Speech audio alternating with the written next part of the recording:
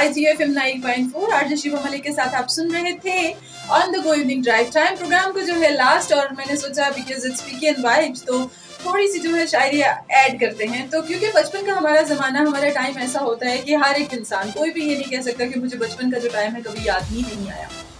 तो अगर कोई इंसान ये कहे कि मुझे बचपन याद नहीं आता तो उसके पीछे कोई रीजंस होंगी, उसके पीछे कोई ऐसी रीजंस होगी जो शायद वो जिंदगी में कभी याद नहीं करना चाहेगा। तो only those people they just don't miss their childhood time.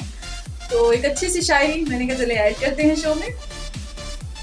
एक बचपन का जमाना था, खुशियों का खजाना था, चाहत चांद को पाने की थी, दिल तितली का दीवाना था। थक कर आते थे स्कूल से, फिर खेलने भी जाना था। बारिश में कागज की कश्ती, हर मौसम ही बड़ा सुहाना था। हर खेल में साथी थे, हर रिश्ता निभाना था। रोने की वजह ना थी, ना हंसने का बहाना था। अब नहीं रही वो जिंदगी जैसा बचपन का जमाना था।